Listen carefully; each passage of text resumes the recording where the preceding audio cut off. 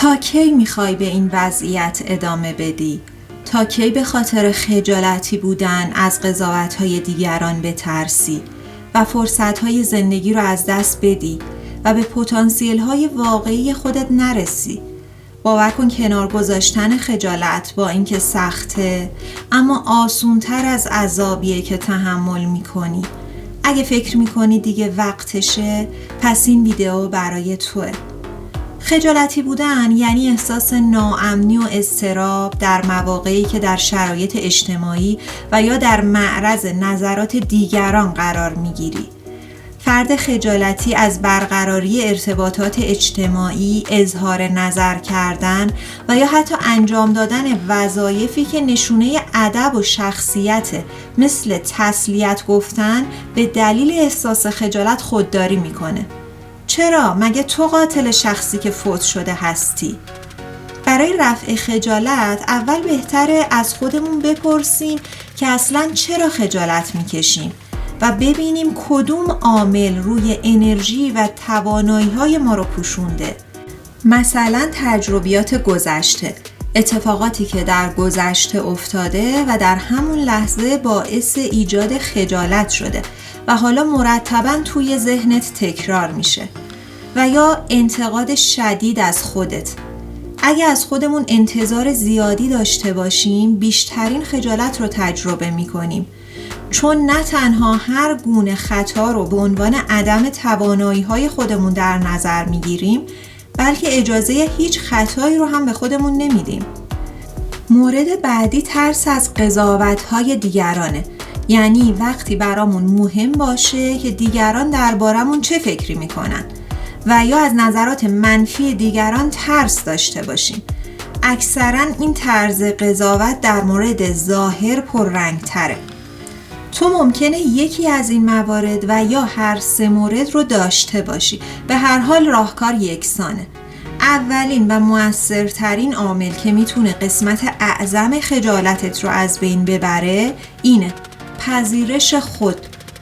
پذیرش یعنی قبول احساسات و ویژگی‌ها و وضعیتی که در اون هستی. زمانی که بپذیری که همه زیبا نیستن، همه پولدار نیستن، همه روون و شیرین حرف نمیزنن، همه چیز تموم نیستن.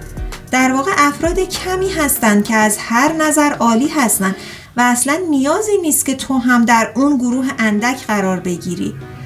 اون وقته که اعتماد به نفست افزایش پیدا میکنه و چون راحت‌تر ارتباط برقرار میکنی و اضطرابت کاهش پیدا میکنه، از خودت واکنش‌های بهتری هم نشون میدی. چه بسا بسیار هم شیرین زبون و دوست داشتنی باشی که پرده خجالت مانع دیده شدنت شده.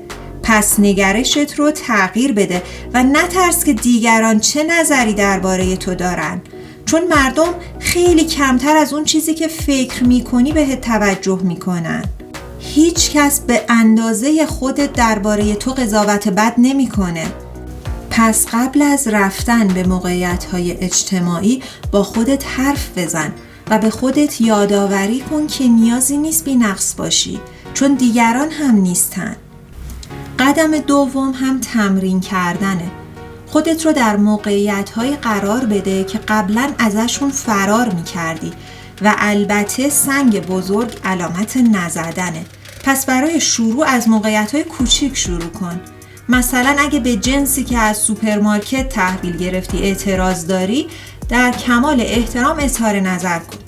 در ابتدا برای اینکه بدونی چطور و از کجا باید شروع کنی، میتونی ببینی افراد با اعتماد به نفس چه ویژگی هایی دارن که خجالتی ها ندارن و روی اون موارد تمرین کنی. مثلا توانایی نگفتن، اظهار نظر کردن، درخواست کمک کردن، گرفتن حقت. یادت باشه که با هر قدمی که برمیداری قدم بعدیت قوی تر میشه. پس از شروع ناقص فرار نکن. لازمه موفق شدن توی هر کاری شروع کردنه، حتی ناقص. در ویدیوهای بعدی سعی میکنم بیشتر در مورد خجالتی نبودن و افزایش جرأت صحبت کنم. اگه خوشت اومد خوشحال میشم همراهمون باشی.